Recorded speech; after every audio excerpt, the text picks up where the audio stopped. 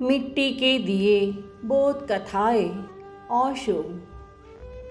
जीवन का सत्य प्रतिध्वनियों में नहीं वरन स्वयं में ही अंतर्निहित है।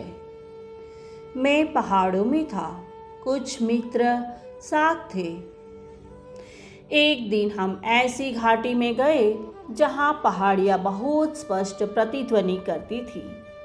एक मित्र ने कुत्ते की आवाज़ की तो पहाड़ में कुत्ते बोलने लगे, और फिर किसी ने कोयल की आवाज़ की तो घाटी कुहू कुहू से गूंजने लगी। मैंने कहा, संसार भी ऐसा ही है।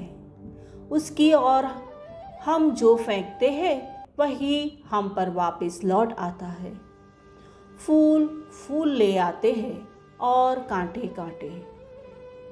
प्रेम पूर्ण हृदय के लिए सारा जगत प्रेम की वर्षा करने लगता है, और घृणा से भरे व्यक्ति के लिए सब और पीड़ादायी लपटें जलने लगती है।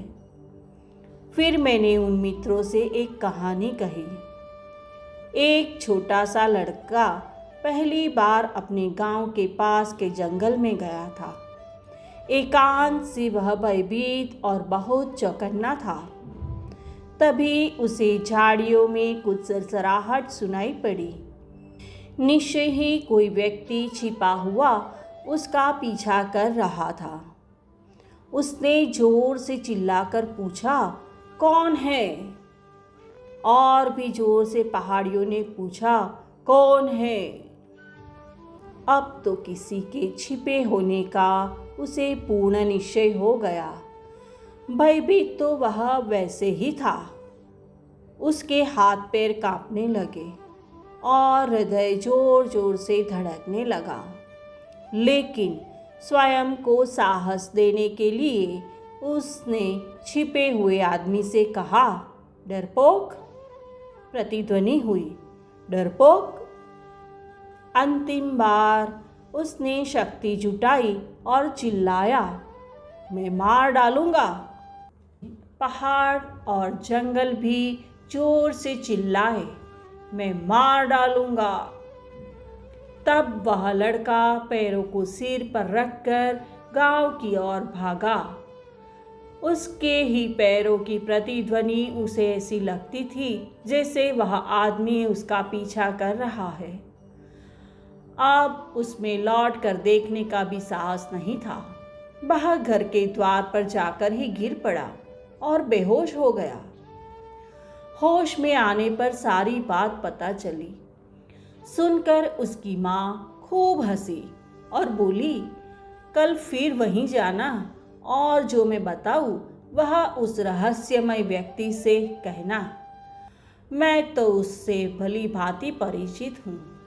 वह तो बहुत ही भला और प्यारा आदमी है। वह लड़का कल फिर वहाँ गया। उसने जाकर कहा, मेरे मित्र। प्रतिध्वनि हुई, मेरे मित्र। इस मैत्रीपूर्ण ध्वनि ने उसे आश्वस्त किया और उसने कहा, मैं तुम्हें प्रेम करता हूँ। पहाड़ों ने, जंगलों ने, सभी ने दोहराया, मैं तुम्हें प्रेम करता हूँ। क्या प्रतिध्वनि की कथा ही हमारे तथाकथित जीवन की कथा नहीं है?